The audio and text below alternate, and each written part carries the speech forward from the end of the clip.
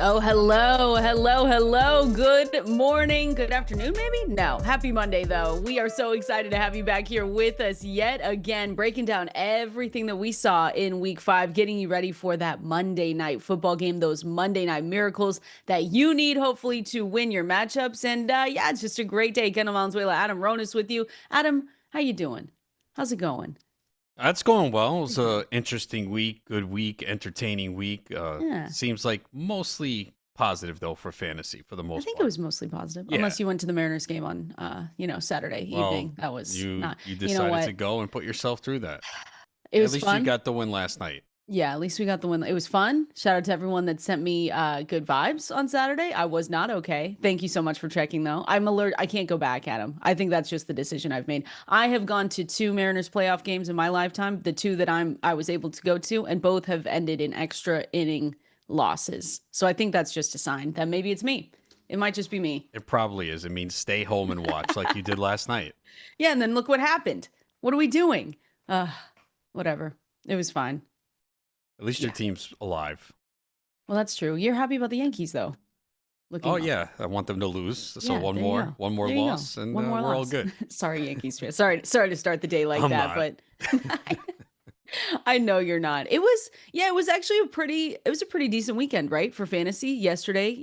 Some games there are obviously going to be we're going to go through the overreaction Monday, some of the biggest losers that we had, but I was surprised. I mean, that Monday or that Sunday night game, Drake May and the Patriots taking down the Bills. That was to be honest, not on my bingo card, but man, it was fun to watch. So now there are no undefeated teams, Adam. New England Patriots beat the Buffalo Bills 23-20 Sunday night. And that's after, and we'll break this one down too. The Denver Broncos gave the Philadelphia Eagles their first loss of the season as well. So it was kind of a slow start for the Bills. And ultimately, they turned the ball over, 3 times in that one. Buffalo kept it close, last minute moves by Josh Allen. If you ever even give him a little bit of time, that he is definitely going to keep the ball moving. But Drake May came out in this one. Stefon Diggs, we need to tell him it's a revenge game every single week. But it was, yeah, it was a fun one. It was a fun one to watch. What did you think here? It was great. Probably the easiest bet I ever made was on Stefon Diggs. I Yeah. got it at 45 and a half receiving yards, which was a What? complete joke. Yeah. Wow. Um, They first didn't of believe all, in him. first of all, he was obviously going back home, and you know it meant a lot to him. He even spoke about it. And then we saw in week 4, he was getting ramped up slowly. In week 4, he had a big game, 6 catches Hmm. for 101 yards. So he definitely looked back and he went off in this game. 10 catches, 146 yards on 12 targets. So that was easy to see that was going to happen. First pass he caught right away. So you're happy about that if you have him in fantasy, because it was a slow start and you were probably wondering, oh no, is he too old? Is this injury going to take away from him? Clearly it's not. So with Drake May, he played well fantasy wise, though. You didn't get what you wanted. It sucked that Rhamondre Stevenson Yeah. got those 2 rushing touchdowns, because May had 273 passing, 9.1 yards per pass attempt, but no touchdowns. And he only rushed for 12 yards too. So they did win, but you didn't get much from him fantasy. And of course, I mean, we keep talking about Rhamondre Stevenson losing fumbles, and apparently he's just not going to get penalized. I mean, he missed like a play or two. Gibson came in, and then Gibson obviously had a serious knee injury on a kickoff return. Yeah. And we saw Stevenson back in the game before TreVeyon Henderson. So clearly there's something that the coaching staff doesn't like with TreVeyon Henderson. And Maybe he's just bad. Maybe he's just not good. maybe, I You can't mean, win them all. I don't yeah, know. this he's just not playing enough right now, and people were taking him in the third, fourth round, Oh yeah. and it's tough right now. He played one less snap than Stevenson, but Stevenson's getting the football.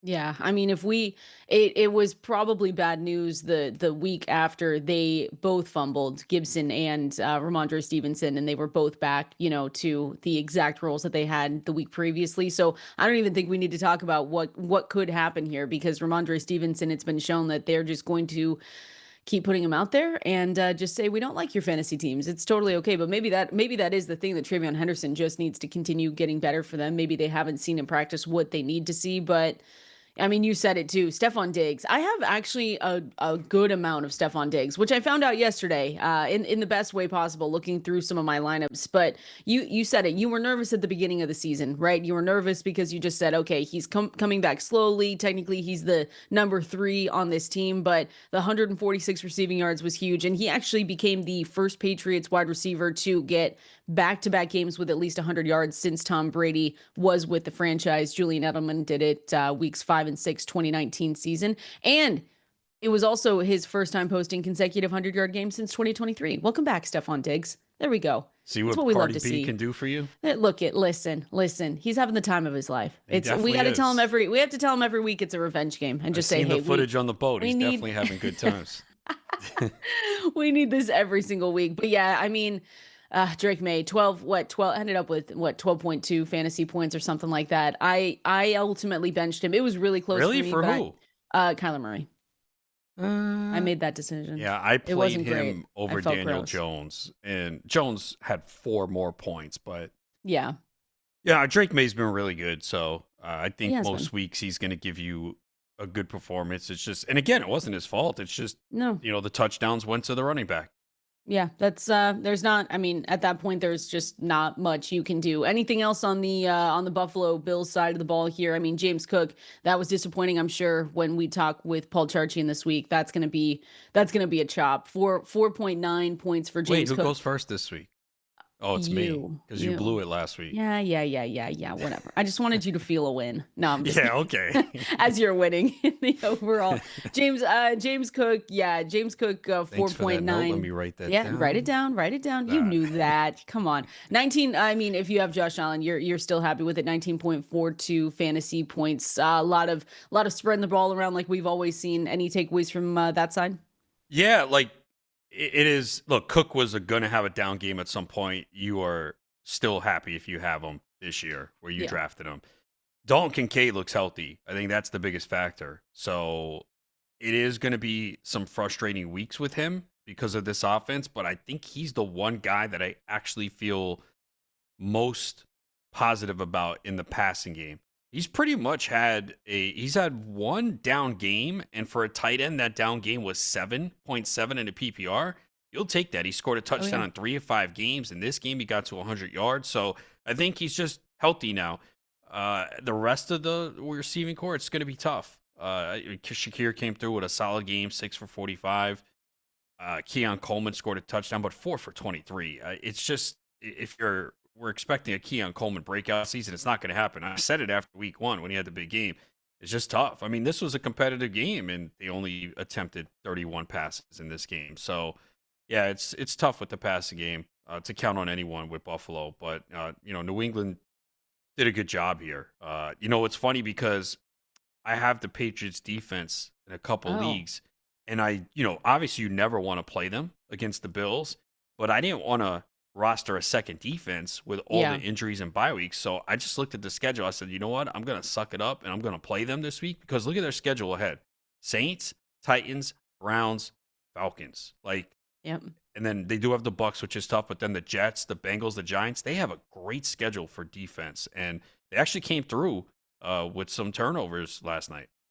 Yeah, it was a fun game to watch. And did you see the newsletter this morning? I mean, all the tight ends that scored Yeah, yesterday. I know. It I was almost like tweeted tight during end. the game. I'm like, is this National Tight End Day? Yeah, it's tight Because end university. Maybe they did a whole other thing. Maybe they had another concert Hunter with Henry Taylor didn't get the Swift. invitation, though. Well, none of the tight ends that I started got the invitation, but everyone else did. So I'm happy for you, but whatever. I mean, AJ Barner walked away with Yeah. 20. You had Jake Ferguson. Jake Ferguson just has been having a good season. What? You don't No, have I'm him? so disgusted because I like Why? Ferguson. I have him on no redraft teams. I think I have him with What? the best. Yeah, I know. And I had him Yeah, ranked like that's on you. 12, 13. And it Hmm. just angers me because I had him a lot last year and he got hurt. So they paid him, number one. And you knew that this was going to be a heavy pass offense. And then, of course, you couldn't have seen CeeDee Lamb going down. That Yeah. obviously gave him a boost too. But yeah, there's so many tight ends right now that if you waited on that are difference makers. Theo Johnson. We said, hey, if you need a streamer this week, Theo Johnson looks good. I'm gonna have to Mason change Taylor. Mason Taylor. I'm I gonna have to actually started change. him in a couple leagues. Oh, nice. I remember you saying that. I mean, Mason, his utilization, I wrote Is this up. insane. I mean, if you need, we'll talk about this more in depth tomorrow, but if you need waiver wire help like we all do, and you want to get an early jump, my waiver wire article is live at fantasylife.com. But his utilization has just jumped up and up and up. It's gotten better every single week. And that's why it's so important. Like when we talk about utilization and the utilization report, I mean, we got these numbers a couple weeks ago, Adam. We were saying, okay, look at this. It's just, he continues to get more and more week in and week out. So he's the number 2 in that offense passing wise, but it's looked good.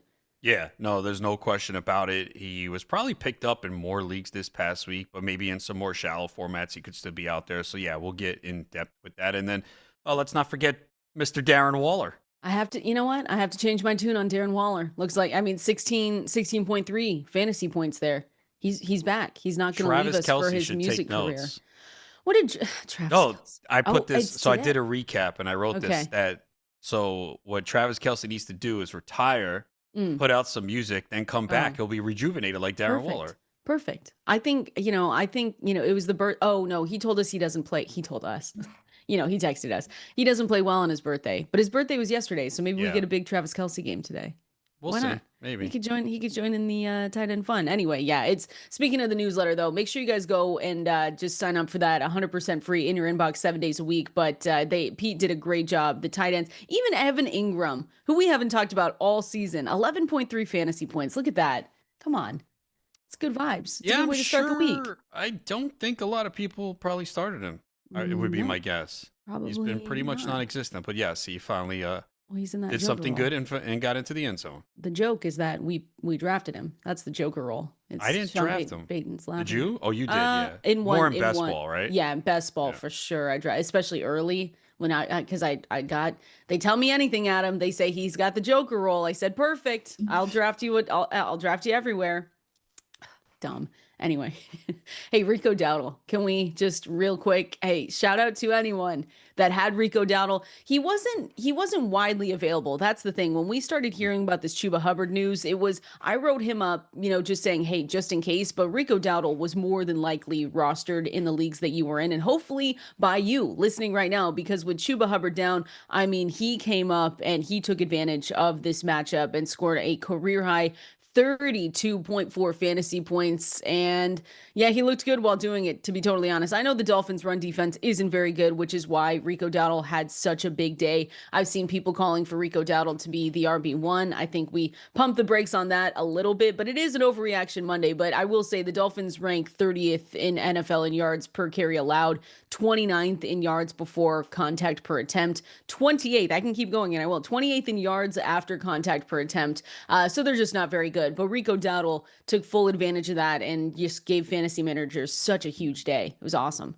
Yeah, he was probably, like you said, rostered in a lot of leagues before because I think people were drafting him late, obviously, as a potential handcuff, and also because he was getting a lot of third down work, Yeah. even when Hubbard was on the field. So this calf injury could keep him out another week. And if that does happen, Rico Dowdle gets Dallas next week in a revenge game.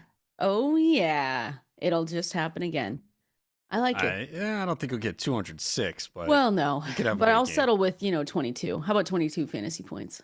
That's possible, definitely. Yeah, I'm happy with it. But like I mean, he was not available, and for whatever reason, if he is, obviously, I wrote him up again just in case, because where people are in such different leagues. But Rico is 58% rostered right now on Yahoo. So Really? it should be way more. Yeah, Okay. maybe people didn't believe. I don't know. Some of those, I guess those percentages are very misleading. Plus, Yeah. there could be dead teams in there too. I don't know. I had him in one of the high stakes leagues, and I was really happy Yeah, because that my really other helps. options were awful. Yeah, just not good. You know what else isn't good? Just finishing things off here, the Ravens. The Ravens without Lamar Jackson. I don't know what. I hope. I don't know. When we talked last week about the reports, Adam, it feels like we're going to be without Lamar Jackson another week. They might look at this situation though and say, we are in a do or die moment right now and we need you to come back. I don't know, but it was a battle of 1 and 3 teams, and I feel like the Baltimore Ravens just found a new low. CJ Stroud, they made CJ Stroud look phenomenal. I mean, he completed 23 of 27 passes, 244, and 4 touchdowns. And the Ravens, I mean, they lost this game 44-10. I didn't think it could get worse because, that's my favorite thing to say. How I can't get worse than what we've seen. And it did. I mean, the Texans led 24-3 at halftime, and they just never trailed in this one. So it's shocking. They're now 1-4. Are you still believing that they can climb out of this, or are you kind of getting away from that? Because 1-4 is tough. Vegas believes they are still the favorite to win Really? the division. What? Yeah. I mean, it's look at the division, right? You're not I buying know. the Bengals or What's Browns, their? so it comes to the Steelers, and they still play the Steelers twice. So, and their schedule eases up. I I mean, was gonna say, obviously, what's their schedule it look would like? it look if they lose this week to the Rams, they're 1-5. But after that, Bears at home, at Miami, at Minnesota, at Cleveland, home to the Jets, home to the Bengals, home to the Steelers, at Cincy, home to New England, at Green Bay, at Pittsburgh. So yeah, it's tough the last 3 games, but they could easily get back in this, and they have all those division games. They've only played one division game, and they won against the Browns. So they just have so many injuries right now, especially on the Their defensive side of the defense, yeah. football. So they can do it, but there's no margin for error right now, and clearly they're going to need Lamar Jackson back. So I don't. I think there's a possibility he plays this week just because Okay. of the state of where they are right now. Clearly, he's got to be 100, not 100%, but close to it, because with a hamstring issue, you go back out there, you're not 100%. That's it. You could pull it and be done for the year. So, but yeah, it's brutal right now. I mean, Derrick Henry saved his day with a touchdown, but Yep. again, another dreadful performance. And is this? Are we getting towards the end here? I Don't mean, say he it. had a huge week 1. Yeah. 169 yards. And then he's had 50 rushing yards or fewer since then. A lot of it is the other games where he wasn't getting the volume. They were falling behind, and he's not in there on passing downs. And, I guess yesterday, too, make Cooper Rush beat you, right? Load up against Derrick Yeah. Henry and make Cooper Rush beat you. And clearly that didn't happen. So, yeah, this is just a nightmare start for Baltimore at 1-4. I mean, Zay Flowers came through. If you I needed was gonna him, say, I 5 for was just 72, looking. you'll take Yeah, that. 12, around 12 fantasy points. Yeah. Yeah, you'll take it. It's just Everyone else, not not so much. really, not Then again, really. if you started Henry, I think you'll take what he did. Yeah, I I mean, mean, you're I just don't know, 9 points. yeah, I don't know. I think you expect more from You your did. second round running back pick, but I don't know. Those are looking. I mean, him, Bucky Irving, Chase Brown.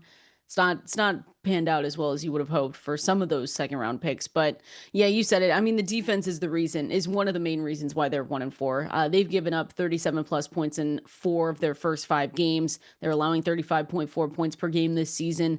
And the defense just isn't good. You're right. I should never, and I will never, look at the Baltimore Ravens with Lamar Jackson and think that they can't do it. But you said it, it's an uphill battle. We've seen teams do this before, but yeah, 1-4. I mean, and it's just they are missing so many starters on I think it's 5 on defense.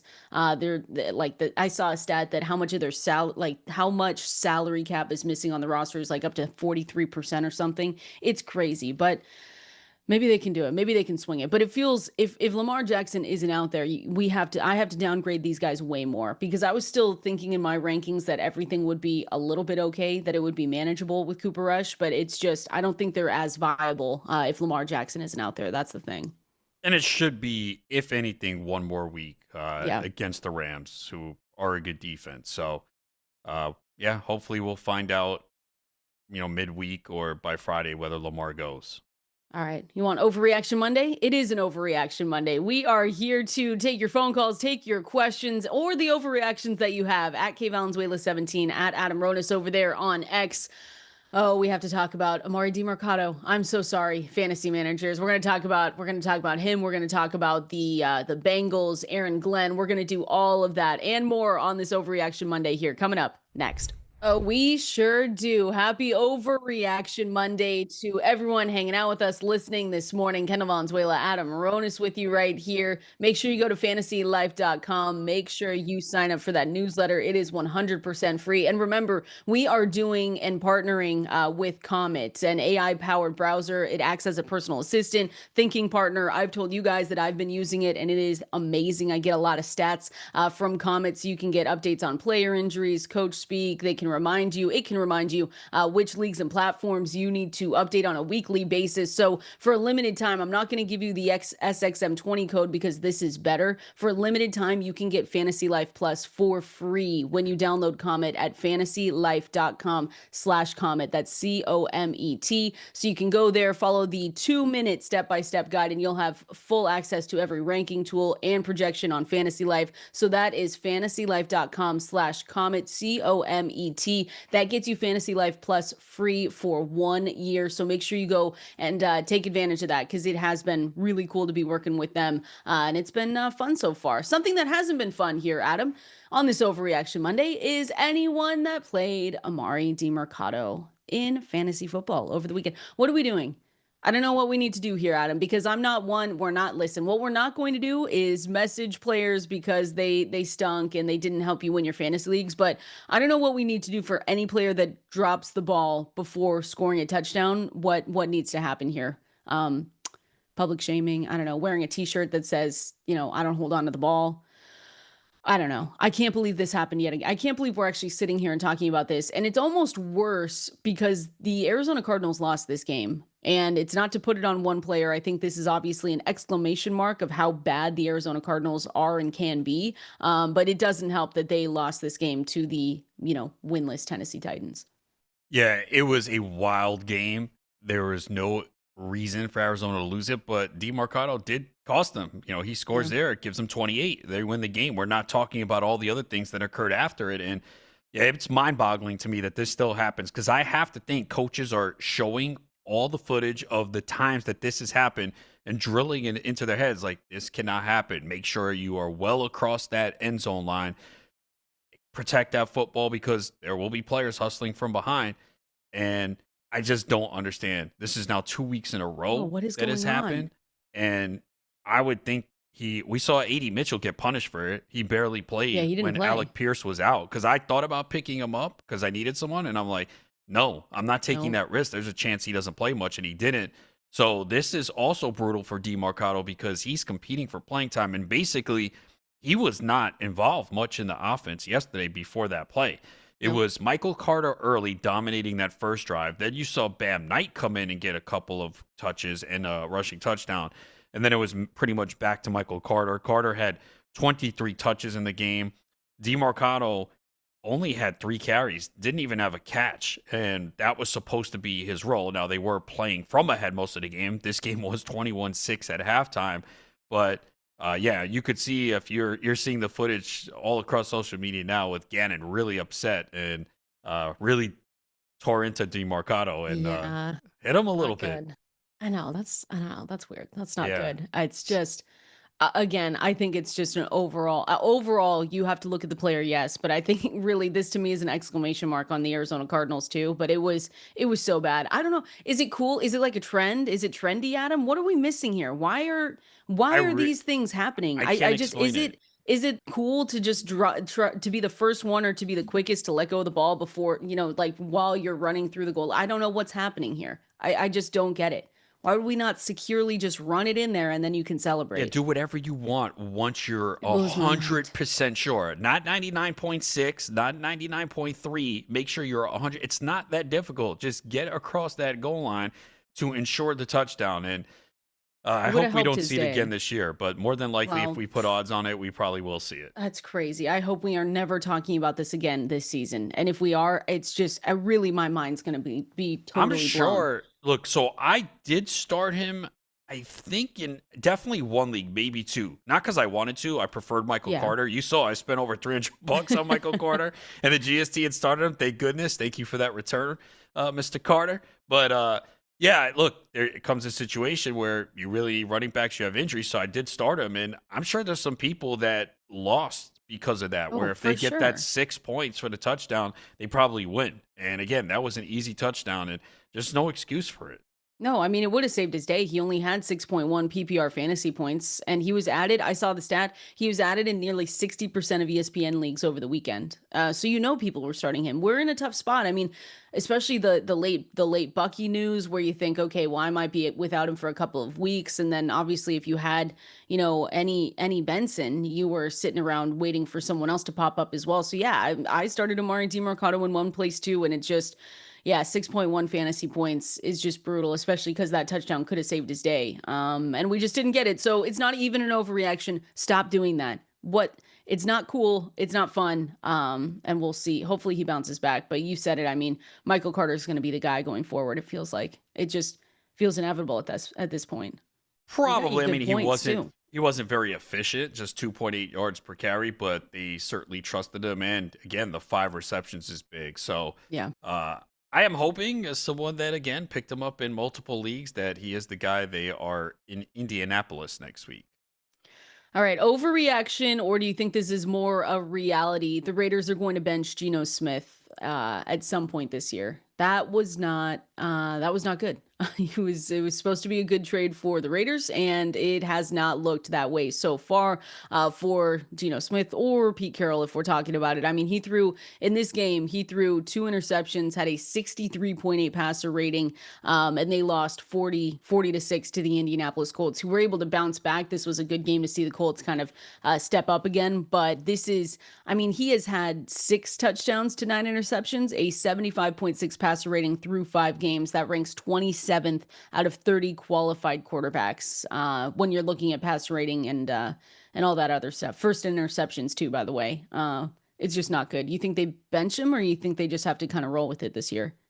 Probably roll with him at this point. I mean, Brock Bowers was out, so that's a massive loss. We were saying for weeks that he was playing through injury. You could see he wasn't 100% with that brace on. They finally were able to get him to sit, and we'll see if he's able to return next week. But yeah, it's been this is part of Geno though, right? Like, he likes to throw Yeah. downfield, he likes to take shots, and this is what's going to happen. But yeah, it's brutal right now because, yeah, Ashton Genty, I guess, is really the only guy that is reliable at this point. Even in a game where he sat in the fourth quarter, he still had 19 touches and more involved in the passing game, which is what you needed to see. 5 for 42. This was a good matchup for Jacoby Myers and just 4 for 32. So Yep. yeah, this non-competitive. And look, the Colts, you give them credit because this is a good sign for them, right? Absolutely. Yeah. You're supposed to win this game, but they've had games where they've beat up on opponents, and they're not good teams, but that's what you're supposed to do, right? They've pummeled the Miami, they Hmm. destroyed Tennessee, and now Vegas. So people will look like, oh yeah, look, who have they beaten? They did have the win against Denver, and they lost to the Rams, but this is what you're supposed to do: beat up on the bad team. So I think it speaks well for the Yeah. Colts. No, I agree with you 100%. It's you have to take the schedule that you've been dealt, and you have to win because of it, or maybe the losses come because of it as well. But yeah, the Indianapolis Colts, it's we've had these questions throughout the last couple of weeks, right? Because the first 2 weeks you're sitting here saying, okay, is this real? Like, is this Colts team actually real? Everyone's kind of waiting for the other shoe to drop to see the old Daniel Jones, I should say. But he hasn't done it. It's been great for him. He completed 20 of 29 pass attempts for 212 yards on Sunday. It wasn't amazing, but it was still good for the Indianapolis Colts. So they were able to come away with that win. Yeah, I don't have any other good things to say about the Raiders, unfortunately. That Brock Bowers No. injury we'll have to watch for. I don't know. I haven't seen anything on IR about him, but it feels like at this point they probably should have done that a couple weeks ago when we knew that he was injured. But they just didn't. So we'll just have to wait and see what that looks like, I will say unfortunately. this: Daniel Jones for fantasy, he has not been running as much lately. Now, again, part of it is they haven't needed him to, but his rushing yards are way down. He had the 3 rushing touchdowns in the first 2 games. He doesn't have one since. So, like, his fantasy numbers haven't been as good lately. So he's not a guy that I think you just set and forget. I think matchups are going to play a factor, and you would like to see him run a little bit more. They take on the Arizona Cardinals And they at will be home. very popular in survivor pools, and they will lose. Oh, the That's just Colts? how it goes. Yeah. Yeah, I mean, I could think see about it. it, right? Yeah. Everyone's going to take the Colts next week against Arizona after seeing what happened with Arizona. Arizona going on the road. They're going to be extremely popular, and we know how Don't this do it. goes. Don't do it, folks. What's the early spread on that line? Do you have that right in front of you? I'll also say Tyler Warren keeps looking good for the Yeah. Colts. I mean, 14, I think it was 14.4. But he's done it all this season. I think it was just like the Colts envisioned him when they drafted him that high. We said, okay, they're going to have some kind of role for him, and he really has just done it all. So you're really happy with the play he's given you week in and week out. Colts are favored by 5.5. Oof. Yeah, that's a trap. Don't do it. Well, Yeah. you and I were texting last night of how many teams were eliminated because of the Cardinals over Oh the yeah, weekend. look, and I can't blame anyone who took Oh, no, no, Arizona. no. I already used them in all of mine. I would have taken them if they were available. So I got lucky to avoid that. And again, they were up 21-6. So Mm-hmm. people were like, "Okay, let me look ahead to next week. Let me This is in turn the the bag." channel. And Yeah. nope. So, but that's part of being in Survivor. Like I got one of my entries, I had the Rams. So Oh, if yeah. you look I at think a that game, lot of people they had the needed so Rams. many things to go wrong for them to lose, and they all did. And look at that. The Rams and Cardinals, I sent you this tweet, but the Yeah, top two top two most in selected Circus teams for the Survivor. week in Circus Survivor both lost. And that was the Rams, like little over 3,500 entries, and then the Cardinals at 3,100. So you had a lot of people taken out in Survivor this week. But you said it. That's how it kind of goes. So that's what we always look out for. And yeah, still a good week. But well, yeah, the Raiders. I don't know. Don't they have Kenny Pickett on their team? I mean, Kenny Pickett could do something, right? Man, you're already No. bailing on Geno. I thought No, Geno's I your like guy. No Geno. I allegiance. do. I do like Geno. They paid him a good amount of money too. So, well, we're gonna have these same Well, you feel conversations good too. about that decision now to move on and bring in Sam Yeah, from Darnold. Sam. We should get that game. I wrote that in the beginning, but we haven't talked about it yet. But we should get Bucks Seahawks every week. That's a primetime game. What are we doing with all these Dolphins games on Monday nights? We got to Yeah. stop. That game was amazing, though. I mean, Emeka Egbuka is one where every single week I look at what he does, and it just amazes me every single time because he's just been so good and so solid in fantasy. There was a reason that, you and I especially were talking a lot about him in the offseason. You were reaching for him, I was reaching for him, and man, 31.3 fantasy points. It's crazy what he's been able to do. He is the sixth wide receiver in history to score at least 12 points in each of his first 5 games. So he joins guys like, I mean, that's Randy Moss, that's Jamar Chase, that's Puka Nacua. It's amazing what he's doing. Yeah, and I think it'll continue. Mike Evans will be back soon, maybe as soon as this week. Chris Godwin is on the field a lot, but there's still rust there. He had 4 targets, 3 for 26. But yeah, Igbuka, again, they talked him up all off season. You knew that with Godwin not there to start the year, he would immediately play a big role, and it was just a matter of him producing. And once you produce like this, they're not going to scale you back. So I think Yeah. he'll be productive. Yeah, and I was very aggressive on him in draft. So I needed this to Yeah. work out. There's definitely things I've We've gotten needed a wrong. win. I needed this. I need this one to go right, or I'd be in big, big trouble. Well, it did. It did so far. So let's keep hoping that it continues to do that. We'll talk more about Sam Darnold, Jackson Smith, and Jigba as well because that other side looked good for fantasy purposes too. We're going to continue on though because it is time for fantasy winners and losers. This is presented by Mike's Hard Lemonade. Who went hard? Who went home for us in week 5? We're going to break that down here coming up next. We are here breaking down all the fantasy winners and losers here from week 5. This segment is presented and fueled by the bold flavors of Mike's Hard Lemonade, the official drink of those who go hard for their league. We're breaking down the players this week that went hard and the players this week that went home. I feel like every single week, Adam, maybe we should just call this the Jonathan Taylor segment, because Jonathan Taylor every single week it feels like he makes this winners column, and so yeah, it's another week, another what he had 30 plus PPR fantasy points. His performance was insane, and yeah, suddenly I think he's moved to second at the position, 121, right behind Christian McCaffrey. Yeah, 123 for the season. So he scored 31.6 fantasy points in this game going up against the Las Vegas Raiders. We kind of already said, Raiders on the other side. This was not a good performance by them, and yeah, he's amazing. He's right on track to be that league winner for you if you got him. A lot of leagues he went late in the second round, so we Yep. let him fall a little too far. He had the great stretch to close out last season, and with competent quarterback play, it's working out. Also, we did see Daniel Jones with those 3 rushing touchdowns the first 2 games take away from a little bit. Tyler Warren took one away, but it doesn't matter at this point. Actually, he could have had 4. I don't know what happened. It was like the third quarter, and I was like, are they going to rest Taylor this early? And Amir Abdullah came in. I think it was like right after a turnover and scored a short touchdown. Then Taylor came back in and scored another one. But so it could have been a 4-touchdown game if they wanted to be greedy. But yeah, Jonathan Taylor right now is just balling out, and you are really thrilled if you have him, because if we're drafting today, he's easily one of the top picks. Oh, yeah. I mean, he's running about as well as anyone that we've been talking about. Again, locked in. That's a set it and forget it guy. Don't worry about it. You got Jonathan Taylor. Throw him in your lineups every single week and just be happy that you got him. And I'm sorry to anyone facing Jonathan Taylor, because that is, yeah, that's just brutal. So it's going to happen every single week, it feels like, though. So shout out to Jonathan Taylor. He is definitely someone that went hard for us this week. Someone who went home. I mean, we have to go there with Woody Marks, right?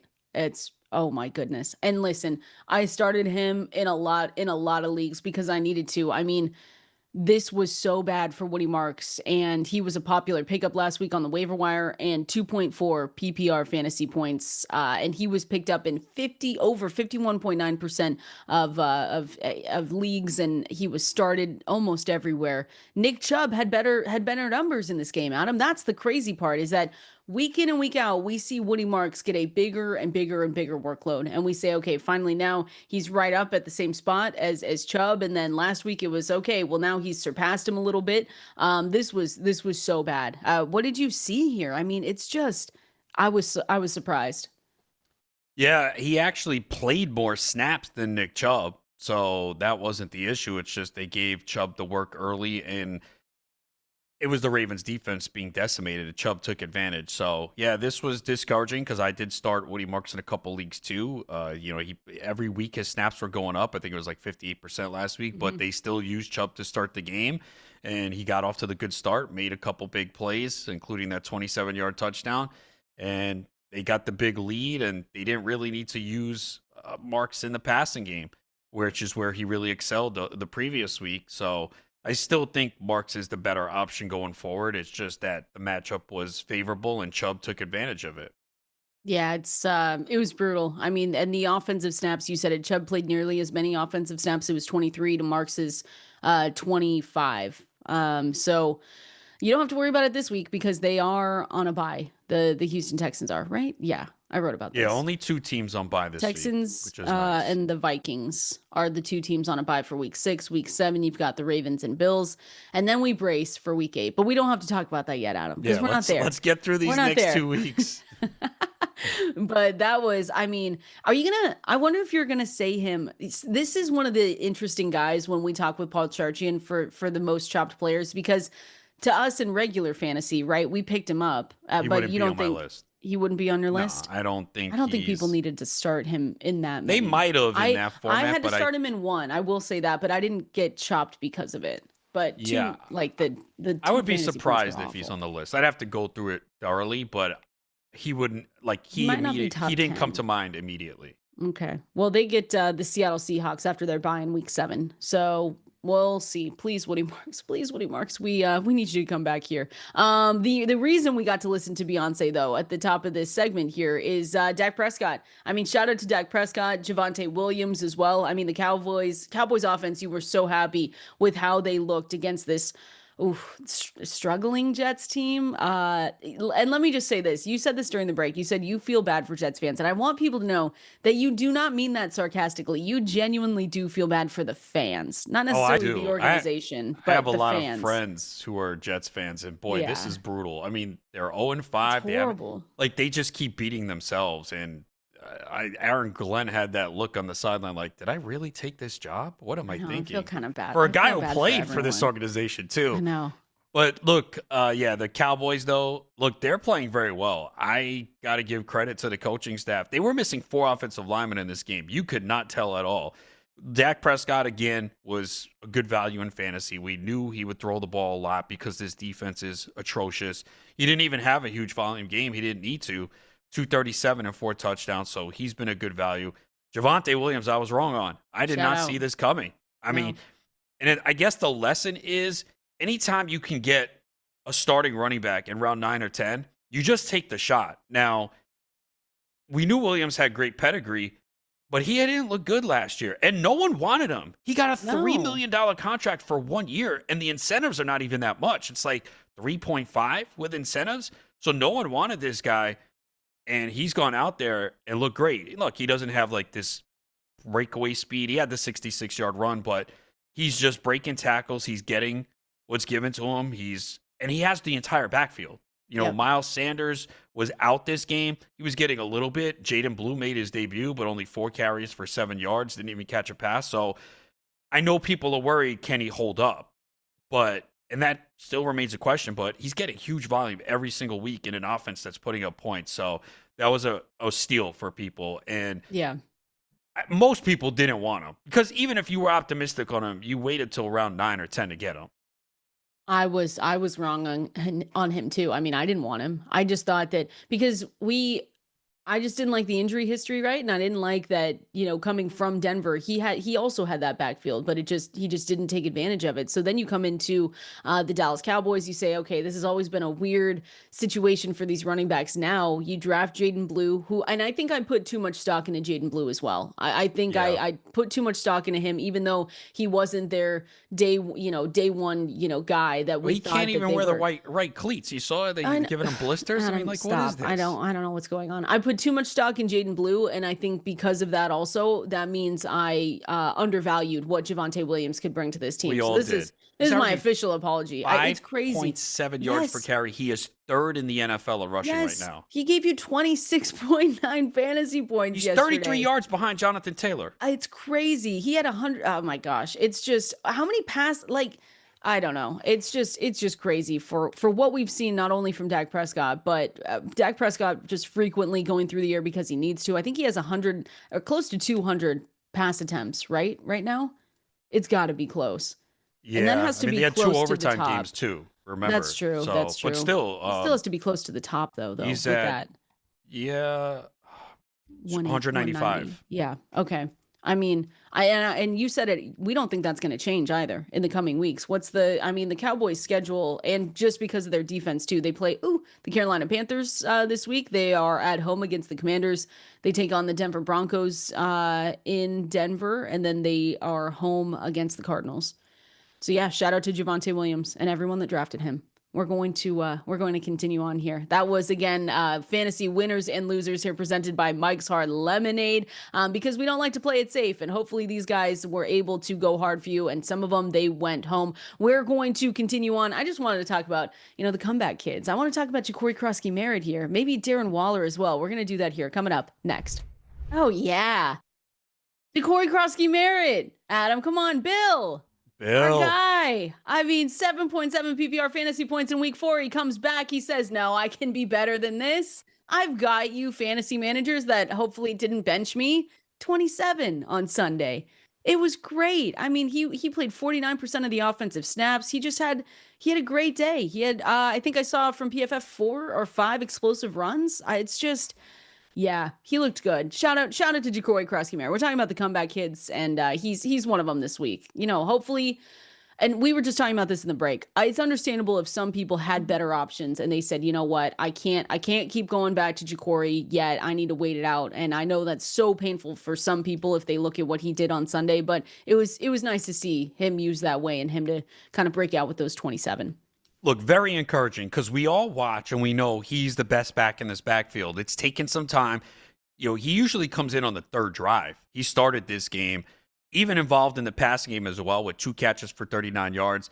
And you want the running back in this offense with Jaden Daniels at quarterback because he just opens things up. So, yeah, this is very encouraging, and I feel better about starting him going forward because they definitely scaled back Chris Rodriguez Jr. Yeah. Only 5 carries. We know Mick Nichols will be in there on some passing downs, but he only had 2 touches. So, yeah, this is very encouraging for those with Bill. Like I'm feeling better about putting him in my lineup going forward. Yeah, and I think this is the kind of performance too where they just look around and say, "Okay, it's time to give you more work." So the Commanders are at home against the Bears, and then we mentioned this before, but then they're on the road against the Cowboys, and then they are on the road again going up against the Kansas City Chiefs. So not necessarily the easiest slate of games, but Ja'Cory Krosky-Mara, this is the kind of performance where coaches and the organization just says, "All right, this is our clear lead guy, our lead running back here." So you're liking the week 6 matchup too against the Bears. They've struggled against the run. So you're happy with it. Yeah, definitely signs pointing up for Bill. No question about it. Bill, I love it. All right. Water cooler. We're taking your questions. Monday Night Miracles. What do you guys need to win these matchups here tonight? 888-963-2682. Or you can press that new call-in button on the Sirius XM app. Also send us a message at Valenzuela17 at Adam Ronis over there on X. We're going to the water cooler next. Oh, it is about that time. Time for the Fantasy Life Water Cooler, where we go through all the news and notes that you need to know from week 5, get you ready for Monday Night Football and for the week ahead. Starting to preview a little bit of week 6, but everything that you need to know from these games over the weekend. And of course, we are here to take all your phone calls, to take all your questions over there on X as well. So let me throw that phone number back at you, 888-963-6282, or press that new call-in button on the Sirius XM app, or you can send us a message at Valenzuela17 at Adam Ronis over there on X, because I know that some people, Adam, need Monday Night Miracles, like myself, going up against the wonderful Jen Piacenti. She's up 149. I've got 146, and people might sit back and say, Kendall, what are we talking about? That is locked in. No, I have Brian Thomas Jr. So anything is possible. Last year, that Brian would have been a Thomas lock. I'm nervous about having one player. She has no one left. You have the I'm Chiefs nervous defense too. I'm still nervous, Adam. I'm still nervous. It's Brian Thomas Jr. Look, it's what are the PPR. expectations? As bad as Brian Thomas has been, I think we Don't can say expect it. 4 Don't. points tonight.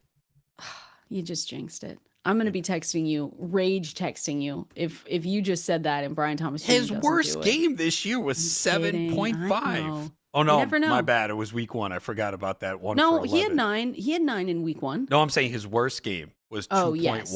against the Panthers in week 1, where he had 1 catch for 11 yards. Oh no, he had the 9-yard rushing Yeah, I was touchdown. going to say no. He had the Okay, he so had the yeah, carry. yeah. So that's Yeah. his worst game this year is 7.2. I mean, again, the ceiling has been low, What but could- it is what a could tough go matchup wrong? too. What could go wrong? Tell us what you need. Your guys' Monday Night Miracles. Call us in. And again, always go to fantasylife.com. That's where you can check out the newsletter, 100% free in your inbox 7 days a week. Pete did a great write-up this morning on just the tight ends. Like maybe it was National Tight End Day and we just kind of missed it, but they were on a scoring spree. And I've been saying throughout the show too, and just want to remind you that we have partnered and have a new deal with Comet. And it is amazing. They are an AI-powered browser that acts as a personal assistant, a thinking partner. I go in there, ask him about stats from, week 5, ask him about injuries that I need to pay attention to. So for a limited time, we're not going to throw out that other code that we use, because for a limited time right now, you can get Fantasy Life Plus for free when you download Comet at fantasylife.com/Comet, COMET. So it takes about 2 minutes. Follow the step-by-step guide. It's super easy. You'll have full access to every ranking, every tool, every projection over at Fantasy Life, and it's a really great deal. The code must be redeemed in the Comet browser. Again, that's fantasylife.com/Comet, COMET, to claim your free year of Fantasy Life Plus. Now, all right, we've got a lot of things to get through here in the water cooler today, Adam. Besides all of the Monday Night Miracles, we do have an injury that we have to pay attention to. Unfortunately, it was Omarion Hampton. He was seen in a walking boot after their loss yesterday. By the way, lost 27-10 in that game. But anyway, Hampton left the game. It was reported from Daniel Popper of The Athletic with the ankle injury. He was in a walking boot when he came out of the locker room. So again, something to just pay attention to. Hopefully that was just precautionary, but we didn't see him at times, even on the sideline. It was reported that people weren't seeing him. They've already lost Najee Harris for the year, so hopefully he's able to go for week 6. Yeah, Ian Rappaport was on the NFL Network earlier this morning, say he may miss some time. So Great. Yeah, look, fortunately it wasn't a huge week of injuries, but Hampton would be a big one because you were getting the volume you wanted from him. He had this backfield basically to himself. So We've been hit with injuries at the running back position, so let's hope Hampton does not miss much time, if any at all. It would be Hassan Haskins coming up as the next man up. It would be Kamani Vidal also. And I don't know if we shouldn't rule out, if he's really out, I don't know if we shouldn't rule out a Gus Edwards resign because he at least knows the offense. He's a free agent right now. Yeah, and the offensive line is really banged up right Yeah. now too. So like Hampton had 12 carries for 44 yards. If you look at their yards per carry, it looks good because Justin Herbert had 4 for 60, where he broke off a Mm. long 41-yard run after not running much the last 2 weeks. The first couple weeks he was running, he talked about how he wanted to run more. Then it didn't happen, and then he ran a little bit more here. But yeah, that offensive line is really banged up for the Chargers right now. It's taking a toll on this offense. Yeah, they need to get some bodies back. It's just yeah. I mean, Joe Alt. We talked about this in the break. He missed that game with the ankle injury. Mekhi Becton hurt his hand, and he was coming back from the concussion. So just some bad injury luck, and they hope to get some guys back. And how many? What? That's 2 losses in a row, right? For Yeah, the they started Chargers. 3 and Not 0, now good. 3-2. Yeah, they need to Whenever we're ready to believe in the slide. Chargers, I know. They looked so good. yeah, It wasn't our fault. They take on who do they take on? Oh, they got the Dolphins. They can get right against the Dolphins, right? they On the should. road. It is in Miami, yeah. But yeah, you would expect them to go off. I mean, everyone goes off against Miami. Yeah, that's true. That's true. All right, Jordan Addison was benched for 1 quarter. He didn't play his first offensive snap until the second quarter. I was shaking my head. I was looking around. I said, wow, I'm already going to have to write up an injury on someone from a game that started at 6 in the morning. And I'm here. I just couldn't see. I thought it was me, Adam. I thought I was still tired. But yeah, so he's already coming off the suspension, right? First 3 weeks of the season, he was suspended. Now in this game, they used Naylor as the number 2 receiver, Adam Thielen as the number 3 in the first quarter, kind of similar to how we saw them from the first 3 weeks of the season.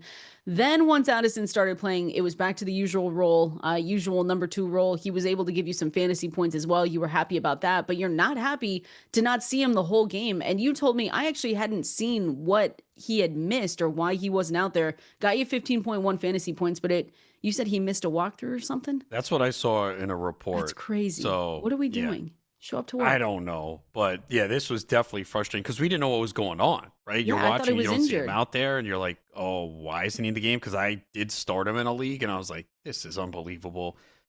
In a week where you needed anything from any player you put in your lineup. So fortunately, he got back in the game, and basically it was that last drive. Yeah. He was pretty much quiet and then started catching a couple passes in the game-winning touchdown. So you hope. I mean, Justin Jefferson spoke. How he's got to take him under his wing and everything. So you hope that he can learn. But yeah, you got saved for a guy to miss a whole quarter and get 5 for 41 and a touchdown. Definitely a good thing there if you had Addison in your lineup. Yeah. 15 you'll take 15 points any day, and I don't think this game has any bearing on his fantasy, like like his next couple of games or like fantasy questions that we have. It's just one of As those long things as he where, shows up to well, practices, what he are should we be fine. doing? Come on. Go to practice. I don't know. I just he's gonna be. I mean, he's gonna be in your fantasy starting lineups. It's just one of those things we couldn't predict. But like you said, he saved the day. So he still got you 15 fantasy points. I don't know. He's someone I'm looking to maybe trade. I'm not using him as often because I'm in one of those leagues where I drafted him even after really filling out some really good receivers in my flexes. So maybe I'm gonna look to sell mm, sell high with I mean 2 weeks of 15 points back to Look, back. You're happy with it. he's always productive. Like you could say, well, he's relying on touchdowns, but he keeps scoring those touchdowns. Yeah. So, the quarterback play obviously is a question. We'll see what happens. Again, they go on bye anyway. So now you got to hope Addison stays out of trouble in the bye week. Stop. Don't put that out there. Get out of here. Get out of here. I mean, We are he's no, off I'm a not week. even Who letting knows you what he's gonna I'm not do? even letting you finish the sentence. That is Okay. Adam talking, not me. We are in the fantasy. I'm moving on. We're in the fantasy life water cooler, going through all your questions that you have as well. Make sure you send them our way at Valenzuela17 at Adam Ronis over there on X. I see your phone calls as well on hold, so make sure you stick around. We appreciate you calling in. I just wanted to finish our conversation about Tampa Bay and the Seahawks, that we should get that game every week because it was amazing. We went through just how good Baker Mayfield was in this game. We went through how good Emeka Egbuka looked as well. I mean, he's just joining really good company. Sam Darnold, Jackson Smith, and Jigba as well. Sam Darnold wasn't able to, real life get the win for the Seattle Seahawks, so that's a little bit different when we're talking about real life and fantasy. But it was really, really a good day. Again, another good day for Jackson Smith and Jigba too. I mean, despite the late interception that set up that game-winning kick for Tampa Bay, Sam Darnold gave you a season-best 27.64 fantasy points, completed 28 of 34 for 341 and 4 touchdowns. I mean, he looked really good. He was making incredible throws. It was like some of these were like off schedule. Some of them made him look uncomfortable, but he was still doing it. JSN 27.2 fantasy points. So overall, this was such a fun game to watch, and I think that should have been, a bigger deal. But whatever, we get Dolphins in prime time. It's fine. Yeah, and then Rashad White was the answer in the backfield, which we pretty much knew, Yeah. but there was a lot of buzz about Sean Tucker. I know in the preseason they were talking about we needed to get the ball more to him, but it was Rashad White's backfield. The 18 touches, again, not efficient on the ground, but had 2 rushing touchdowns, 4 for 30 through the air. Sean Tucker only had 6 touches, so Bucky Irving is going to miss at least another week, maybe more. So Rashad White's the guy. And the Seattle backfield is extremely frustrating right now. Yep. Kenneth Walker is clearly the better back, but he is just splitting with Zach Charbonnet. And if that's going to continue, it hurts both of them. Charbonnet got in the end zone in this game after Kenneth Walker broke off a 31-yard run. Oh, let's take him out the game, put in Charbonnet. So I don't know if the coaches have Charbonnet on their fantasy team. Maybe. Seems like it. But yeah, this is brutal for Kenneth Walker right now because he clearly is the better back and the volume is not there. Just 11 touches in this game. It's a timeshare. I mean, that's what we've said moving forward. When they're both out there, it feels like a timeshare, and if that trend kind of holds, yeah, it's hard to look at either of them in a good light for fantasy. And that's just the toughest part. They're each going to be a thorn in each other's sides and fantasy managers' sides. So at some point, you have to look at it and say, all right, well, what's the limit here? What's the cap that these two can give me when they're both out there at the same time getting this kind of work at the same pace? And so, yeah, for Zach Charbonnet managers, I mean, again, 11.8, I guess you'll take, especially because of all the injuries that we had this week. So you'll take 11.8, Kenneth Walker 9.6.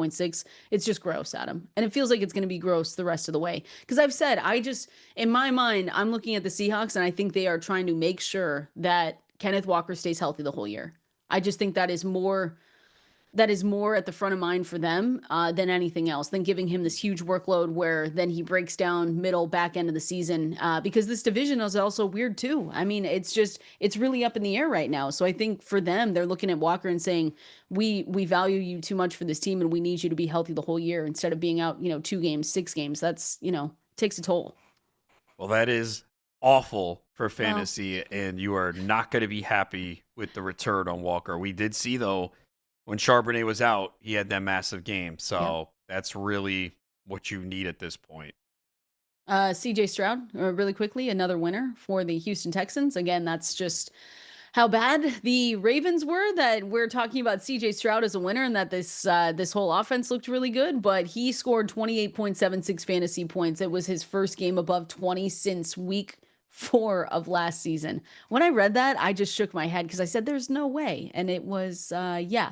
So he totaled four passing touchdowns. And again, the Baltimore Ravens defense is just one that I can't believe we're saying it at them, but we're just going to continue picking on them this season.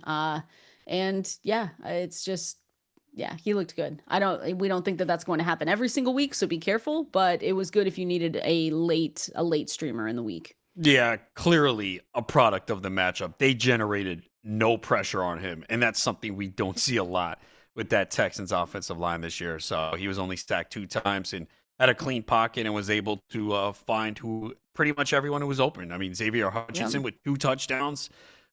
Nico Collins, though, he came through 4 for 52 and a touchdown, but didn't have that massive game because they were up 24-3 at the half, and again, everyone was open. I think we talked about Dalton Schultz as a good matchup streamer, and he had 5 for 60. So yeah, Yep. pretty much everyone in this game did a little something, and just a dominant performance. But again, it was a product of the Ravens defense not generating any pressure on Stroud. And be careful. Week 6, Houston Texans are on a bye. Same with the Minnesota Vikings. So we've mentioned Addison. We've mentioned the Texans here. So those are the 2 teams on a bye. So just make sure you know that and go to the waiver wire accordingly. Let's go out to, speaking of going out somewhere, let's go out to the phone lines and let's make sure we're taking all these phone calls here. Again, 888-963-2682, or you can press that new call-in button on the Sirius XM app. Let's go out to Eddie in Chicago. Eddie, what do you got for us? Hey, guys, in my high-stakes league tonight, I need 9 points from Travis Kelce. What do you think? Normally, that would be like a no-brainer, but I don't know. I don't know. Do you think he joins the tight end scoring party this week, Adam? I mean, really? Can we just manifest it for Eddie and just say, yeah, he's going to score 9 fantasy points? Come on. Well, he's done it in 3 of 4 games. Yeah. So yeah, it hasn't been what people wanted in terms of the overall numbers, especially so many tight ends are better than him right now. And you got to hope that he's just not hungover from his birthday celebration last Stop. night. He's No, not. I'm just saying. He's not. We've Okay, got he's him fine? projected. Yeah. He's fine. We got him projected for 10.3 fantasy points. That's the median. The Xfinity best score has him at 21.4. I think he scores tonight. Birthday. Yeah. Taylor Swift put out a new album. Got to keep the vibes up, right? That's true. That's true. Right. So, yeah, maybe this is the night. But yeah, I would say that you have a good chance of winning this one. Yeah, I think so too. Good luck, Especially Eddie. if you get a Now we'll be touchdown. watching it. Yeah, exactly. Let's continue on. Let's go out to Mike in Orlando. Mike, what do you got for us?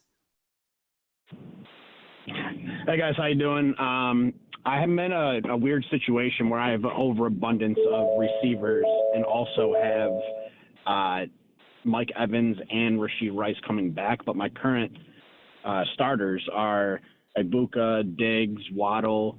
I have Addison, Higgins, and that's on top of what I have coming back. I got offered Lamb for a combination of Rice and anyone else, and I just haven't seen enough updates on Lamb's health to even think it would make sense given how deep I am. I might just ride it out. I was wondering if you guys had any insight to that.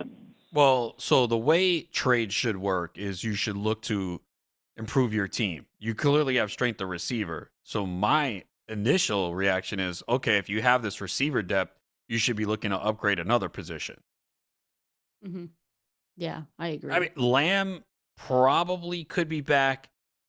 I guess there's a chance this week, if not the following week, because they didn't put him on IR. Rice is coming back in week 7. I mean, Rice looks like he's going to step into a great role, too. So I just think with all these receivers, you should be looking to upgrade running back or tight end.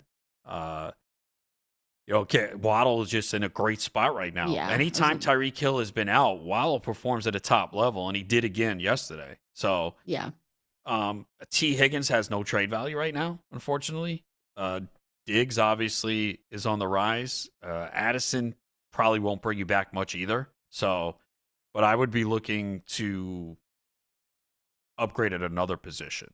Yeah, especially because, like you said, Mike, you said it. You've got so much good receivers already, so many good receivers already. So getting CeeDee Lamb, I'd go for a running back, especially at the running back position.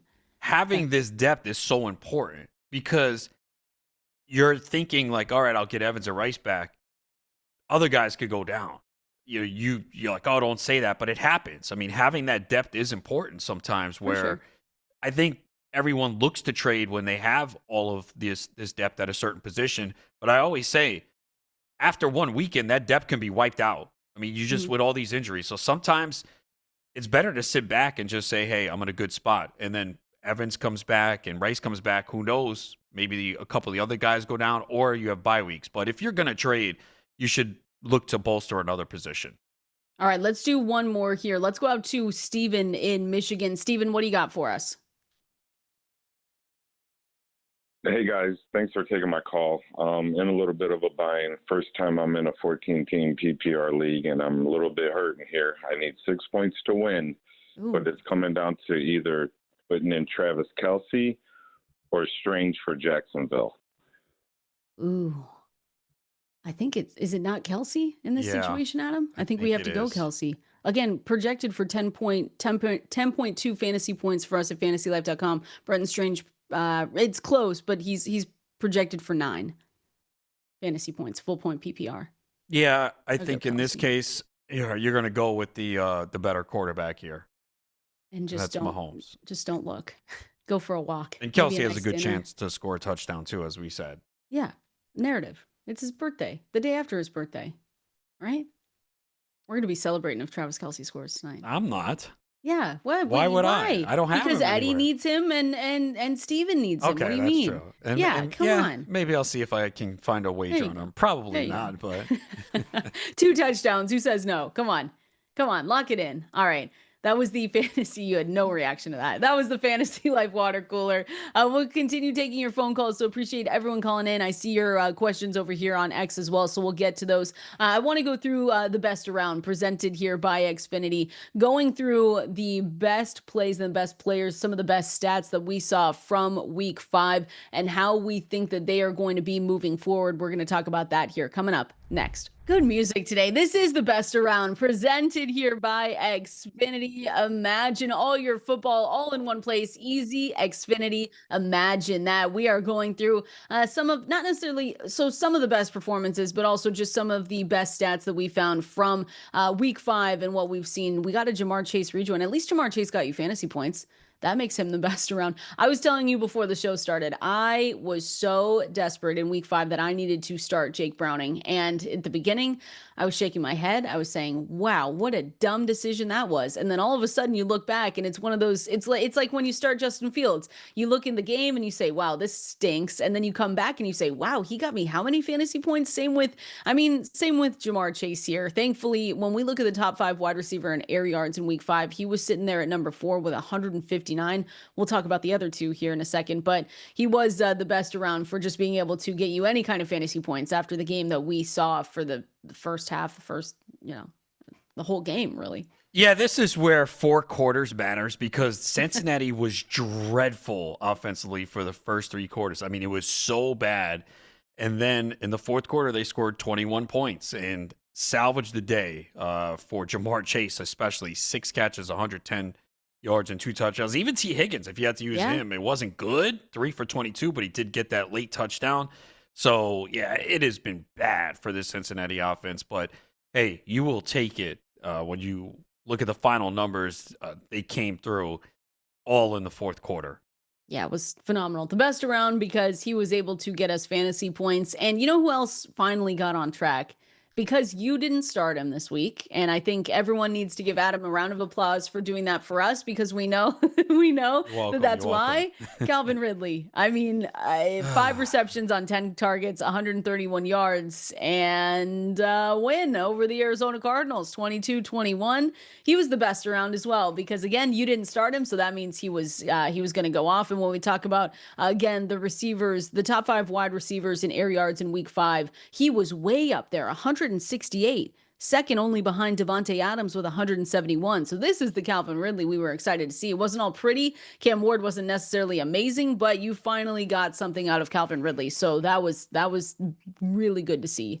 Yeah, my biggest issue was the game was at 4:05 p.m. Eastern, and reports were he was going to play, but they wanted to see him go through warm-up. So I had that Jaylen Warren situation in the back of my mind, and I was like, look, I can't take a 0. So that was really the main reason why I didn't play him, and it probably cost me somewhere because total points matter in a lot of my leagues, and he puts up 18.1.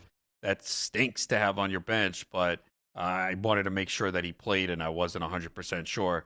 So at least going forward, hopefully this is a sign of things to come. He's had some really difficult matchups the first few weeks. The Cardinals are banged up in the secondary, so he took advantage of it. So you hope that this can play out going forward. So at least we see some positive signs from him. At least, I mean, he entered Sunday's game with 141 yards combined. That's how bad it's been. It's been really bad. But again, Horrible. he did have some really tough matchups, some tough corners, also dealing with some injuries because we saw last week he only ran about 41% of the routes, but came through in this one against Arizona. Titans are on the road going up against the Raiders, and then they are back at home playing the New England Patriots, and then they're back on the road going up against the Indianapolis Colts. What did you say that spread in that game was for the Raiders? Vegas is favored by 5.5. I don't know. That I seems didn't like a think lot. they'd be favored over anyone by that much this year. Yes, the Titans have been pretty bad, and they were gift wrapped a win by Arizona, but yeah, that's Pretty interesting. crazy. Again, this is the best around here presented by Xfinity, going through some of the stats that we've just seen. I messaged you yesterday and I said, hey, some of the random players that I had to put into my starting lineups this week, a couple of them came through. If you had to start Isaac Tesla, he keeps doing whatever he's doing. And I don't know. I saw some reports, and PFF put out good stats from this, that he, won that third wide receiver job. He played 88.9% of Detroit's offensive snaps in 3 wide receiver sets. But Isaac Tesla scored. You had I know you had to start Torrey Horton somewhere. He scored. So, hey, the best around for our fantasy teams in a really weird, kind of crappy week where we had so many injuries. At least those two, if you really were desperate and had to start them, they walked away with some touchdowns for you. Yeah, because the volume's just not going to be there. And the hope is that they somehow find the end zone. That's what you're looking for in these weeks that are difficult with bye weeks and injuries. If you're going with someone that doesn't play a high percentage of snaps, they need a touchdown to come through. And both those guys did if you went that way. Yeah, it was a good day nonetheless for both these guys. The last one I just wanted to say, you mentioned him a little bit earlier, but Jalen Waddle. We were kind of asking ourselves what this offense was going to look like because we have no Tyreek Hill for obviously the rest of the season. And Jalen Waddle was able to come together for you. And we mentioned that in the rankings. We knew that he was going to move up, but he brought in 6 of his 9 targets, 110 yards, and a touchdown in their in their loss, 27-24. Again, shake your head at that, but with the Panthers in that game yesterday. But it was the first full game of the season without Tyreek Hill. And again, he stepped up kind of as we expected. So we never won injuries, but across the board, he stepped up in the receptions, receiving yards, and targets. So he's kind of filling in that role that we expect him to going forward now that Tyreek Hill is out. Are you going to reveal publicly what you texted me about Waddle during the game? Listen. Hey, no, I was angry. You're not? It was the Mariners. Mariners. Okay. I was angry at him. This happens every game. He went down, and he gets up so slowly. Every game. It looks like he's hurt. And I texted you. I said he's a little soft. And I take that back. I'm so sorry, Jalen Waddle. But he got up so slowly. I said, really? They're going to be down Tyreek Hill? It was the Mariners. I promise. I'm so sorry, Jalen Waddle, forever doubting you. But it was the Mariners. They put me in a mood, and I saw him get up slowly, and I was like, here we go. It happens every game with Waddle. Well, him and Javonte Smith, they get up slowly, they jog off to the side, and I say, this is it. Have to write about them again. So I guess when you're not a big receiver, that happens. Whatever. I won't say that again. I was mad. But yeah, Waddle's he's in a good spot the rest of the year for fantasy. Yeah, I'm excited to see where I'm going ranking him the rest of the way. No, you have your rest of season rankings. Yeah, they'll be out later tonight. What are you thinking? He'll probably be, I'd say, a receiver top 15 to 20 area, I'd say. That's what I figured, but you never know. So again, that was fun. We'll continue doing some of those stats and talking about them, but that was the best around presented by Xfinity. Imagine all your football all in one place. Easy Xfinity. Imagine that. We're going to continue on. We are going to be breaking down this game with the great Jonathan Von Tobel here. We're going to be talking about early lines as well. Get his thoughts on what's to come for week 6. We're doing that here coming up next. Jonathan Taylor is so back. Jonathan Von Tobel is so back here with us. Fantasy Life on Sirius XM Fantasy Sports Radio, on-air host, betting analyst at VSiN. You can find him on Money Moves, Countdown to Kickoff, Live Bet Sunday, and a lot of other places. Jonathan, welcome in. How you doing today? I'm good. I do local part-time for ESPN affiliate out here in Las Vegas as well, and I am on this morning right now. And what a day to be a Colts fan and to do local radio, talking a lot about the Raiders and how embarrassing that was for them. I was going to say, do you get angry callers? We have, so today's for us is Overreaction Monday. So I told Adam, I said, overreaction or not, are they going to look to start someone else and bench Geno Smith? But that was bad. I mean, awful. I mean, we do have, so I work for a couple of, it's a station group out here, so we do have Raider Nation Radio as well. Luckily, I'm not on there today because, yes, there is probably a lot of calls. There's a guy who allegedly makes salsa and sends it in. He's a big Raiders fan. He sends it in bags, not in containers, which is a weird thing. But he texted the text line today and said, no more salsa. He's like, I'm done with the season. So even the salsa Raiders guy is out. Come on, Salsa Raiders guy. Wow, what a nice gig getting some homemade salsa. That's fun. Well, we at least get to talk with you, Jonathan, about, the game tonight here, and then your expectations going forward for week 6 and things that you've seen. But tonight we get the Jacksonville Jaguars taking on the Kansas City Chiefs. I mean, the spread right now, 3.5. You're looking at a total sitting at 45.5. So just overall view, how we always start this, overall view of this game and anything you're on to start. Yeah, so I think for me, it's going to be Kansas City tonight. I haven't laid it because 3.5. Look, I'm going to be able to lay that whenever I want, right? It's like a shot up at the buzzer. I'm going to be able to get that shot. So let's see if this moves in any way, shape, or form. But I think Kansas City's the side. I think this team is slowly starting to get it together on offense. They're starting to get that extended run game going a little bit more, not in terms on the ground, but just some of those short, quick passes, getting their athletes out in space. I like what they've been doing. And, very quietly, Jacksonville is fine, but pretty below average in a lot of different metrics offensively. We know about this trend for Trevor Lawrence and not being able to meet his expectations as a passer in some of these markets. So I think that this mundane offense for Jacksonville might be up against it against Kansas City. I think this is a buy low point for the Chiefs. So I like Kansas City. And as far as the player props concerned, kind of building on that with Trevor Lawrence, and this is, I think, something of a fault for me, but it works out for you sometimes. I'm very big on the buy low, sell high aspect of certain things. And the fact that Trevor Lawrence's passing yards are dipping every single week because he hasn't really been doing it too much. 215.5 is the low right now for Trevor Lawrence on the board. I'm tempted to go over that. I think that's a low watermark for him to potentially get over, and I think they're going to ask him to do a little bit more here. So I'm buying low on Lawrence passing yards today.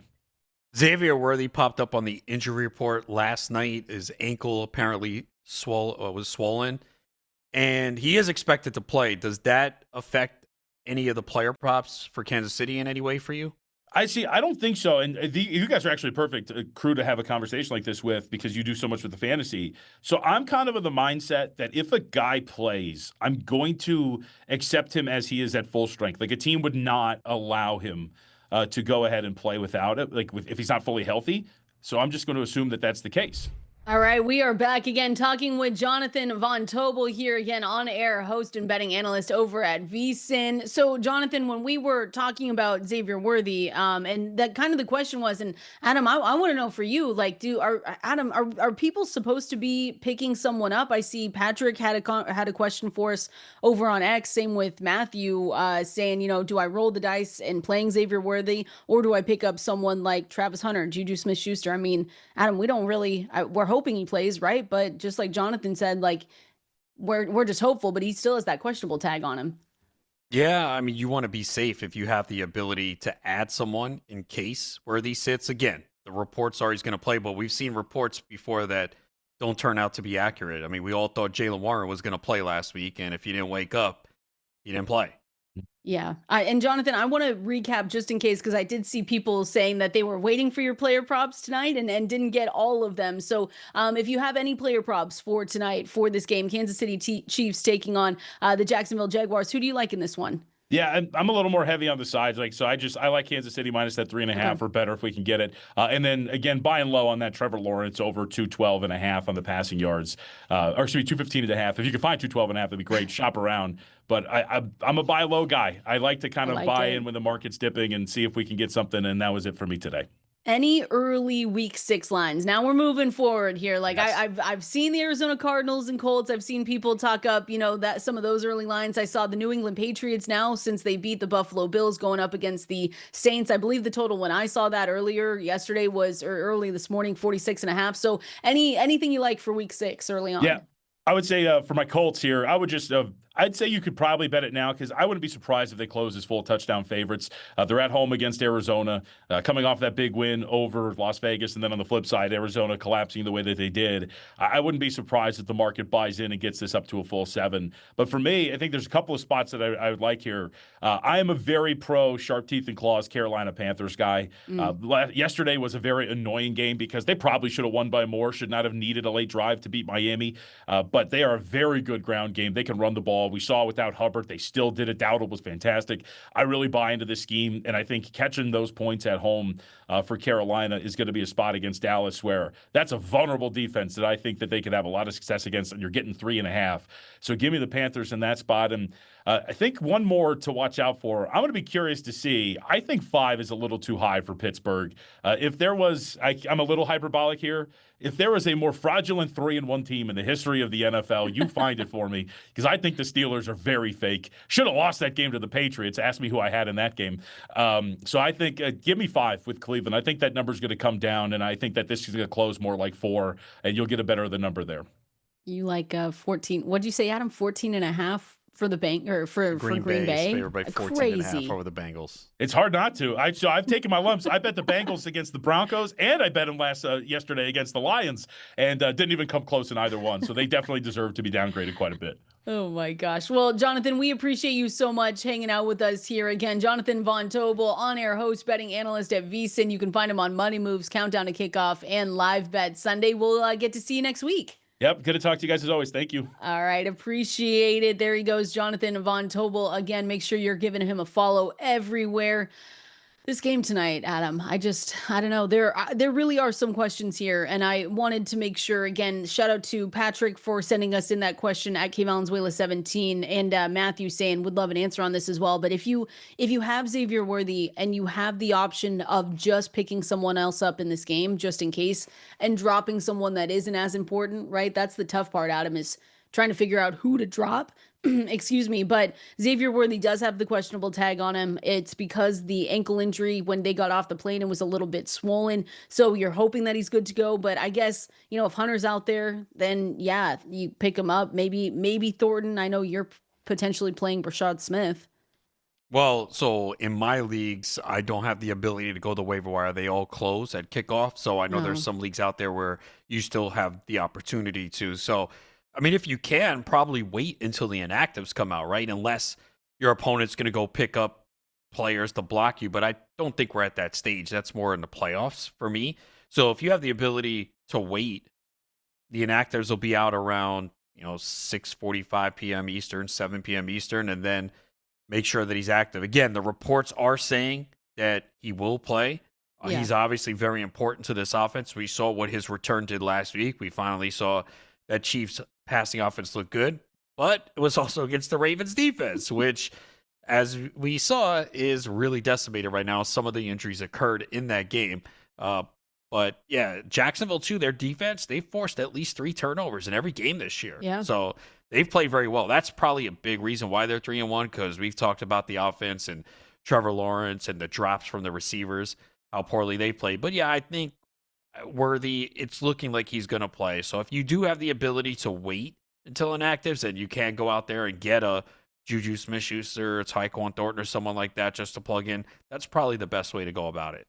And we can keep talking about this game here tonight because, again, you got the Chiefs, you've got Jacksonville for this Monday Night Football showdown, and then next week we're back to doubleheaders, right? Is that what you said?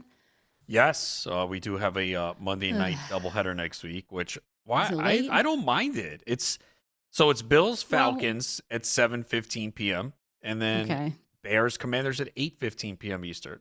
I just wish I actually changed my mind, and I like when they're not overlapping, especially if they're good games. Last week or whenever it was, last week or 2 weeks ago, it wasn't amazing. So you could at least stick with one, right? It wasn't that good of Monday Night Football doubleheaders. It was the Jets Dolphins. 2 screens, that's all. I mean, I was out at the sports bar watching that, but if I was home, I'd have a TV and a laptop. Definitely have eyes on both games. Annoying.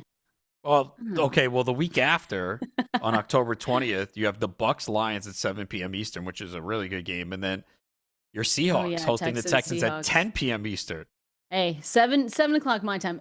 East Coast, I'm so sorry. That's horrible for them, though. If you're working, well, I know you are. We have to. But if you're just like enjoying it, if that's your team and you're on the East Coast, that stinks for you. That's so late. If you do have to wake up early for work, yeah, it is a problem. Yeah, you have to go to bed. So what? A little less sleep's not going to hurt you. No, Trust it me, is going to hurt you. No, prioritize your sleep. Don't be like Adam, who yesterday texted me and he goes, "I've been up since 6:30 and I'm not tired. I don't know what's wrong with me." I said, "You need to seek help. That's what's wrong." Yeah, I don't know how you did that. Did you nap yesterday? Not at all. That's And then, crazy. watch the Sunday night game. I wrote an article that you could check on Fantasy Life now. Week 5 recaps, like a takeaway from each game, and then some Ronis bonus thoughts. So you could check that out. So I was Nice. up writing that. Then I watched 2 shows, What? Oh, what'd you watch? Task and Oh, Tulsa oh. King. I need to watch Task. I've heard it's really good. But Yes, yeah, it you need is. to. Well, I think it's because you were so hyped on the Yankees downfall that you just said, you know what? I thought you were going to say Cowboys win. I don't No. even I'm not Oh no, even I know. like emotional about the Cowboys this year. I just have no expectations. And I'm just, But it's been like that for a while now. well, last year was that way. Yeah. But at least they're fun, and at least they're Yeah. putting up points and helping our fantasy teams. That's what Exactly. matters. That's all we need. And they're doing all right. They won that game. Yeah, 2-2-1. Yeah. Oh, God, stupid tie. I forgot about that. Forgot about that. How annoying is that? It is Okay, very so annoying. it is very annoying. So tonight again, we already broke down. We have expectations for Xavier Worthy, but it is one of those things where the inactives list is going to come out. If you do have him, then you can pick someone up. If you're going against someone that is a little bit cutthroat, I will say, Adam, that might pick someone up before that just to block you. Then maybe you need to make that move. But your league and your league mates better than us.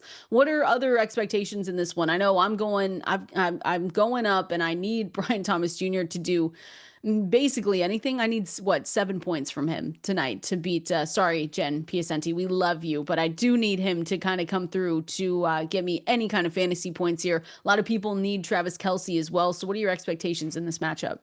Yeah, I'm interested to see how this passing offense does against this Jacksonville defense, because again, they have been very good this year. They've been forcing turnovers, so everyone is assuming that the Chiefs offense is back after we saw last week. It was still against Baltimore.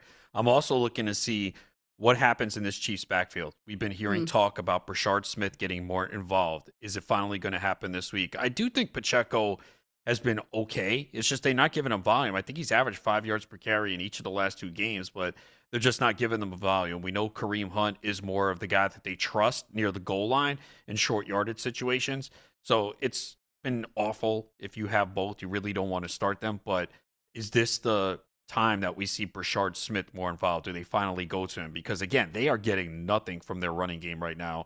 I think a lot of it is the run blocking, but they're getting nothing. So Brashard Smith is a guy that probably was picked up over the last week or two, I would think.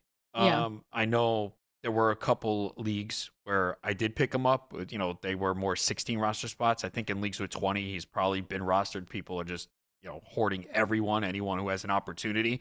But in more shallow formats, he could be out there. So very interested to see if they increase his workload tonight. Yeah, I need Isaiah Pacheco has been so disappointing, and I am starting him in one because I am too, again, and I am I just have telling no you, other I'm options. so depressed about it. I I know. cannot believe I have to put this guy in. But It's yes, that's how dire my team is. It is.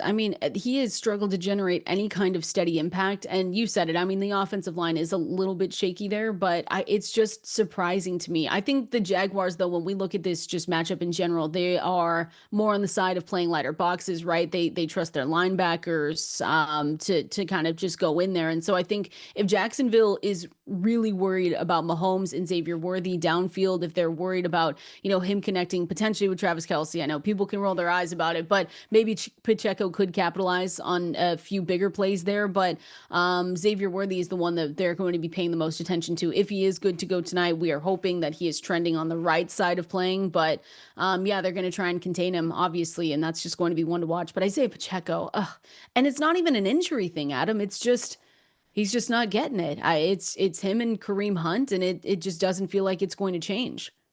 I just don't understand what happened, because the way the Chiefs built their backfield this year told you that they thought Pacheco was going to bounce back from the injury. And even the comments from Andy Reid, too, throughout the offseason. So they made it seem like, okay, yeah, he's going to be fine. That the reason why he wasn't good last year, he came back from that injury too soon. But we just haven't seen it. 4 yards per carry, only 6 receptions, 1 touchdown. And he's not even getting much of an opportunity either. 7 carries last week. And it was 5 yards a carry. And then the week before against the Giants, 4.5 yards per carry. So they just don't seem committed to him at this point. And we did see Smith with 7 touches last week. I know it was a blowout. They were up 37-20. But he did have 4 carries for 9 yards and also caught 3 passes for 27 yards. So interested to see. And again, if Worthy is in there tonight, we expect a good game. He was really good last week coming back from that shoulder injury. He had 2 carries, 38 yards, 5 for 83. So just adding him to that offense really helps. I mean, he's entering this game with less rushing yards than Patrick Mahomes this year. Yeah, I think Mahomes leads them in rushing, right? I think so too. I think he does. It's just kind of gross. I don't know. It's just bad. They're going to need something out of that backfield at some point. So we'll see if Rashard Smith is the guy to fix it. And then you also want to see if Travis Hunter can get going too. Yeah, Travis Hunter, Brian Thomas Jr., please. Just anything really. That would be nice. If I don't get 7 points, I'm going to do an extra Overreaction Monday on Tuesday, and I'm going to freak out if I lose that game. I really will. You'll get it. I think Thomas gets 7. All right. I hope so. 10 might be asking a lot, but 7. Well, I'm not. No, please. I would never ask for 10 from Brian Thomas Jr. in the year 2025. It's only asking for 5 to 7 points. You taking the Chiefs tonight? Yeah, I think so. Yeah. They're the better team. And, again, Jacksonville's played well defensively, but their offense has been really shaky. So I think the Chiefs pull this out. All right, let's see if the Chiefs are able to win this one. Hopefully you guys all win your matchups tonight. Good luck, and we will see you here same time tomorrow. Make sure you go to fantasylife.com, sign up for that newsletter. We'll see you tomorrow.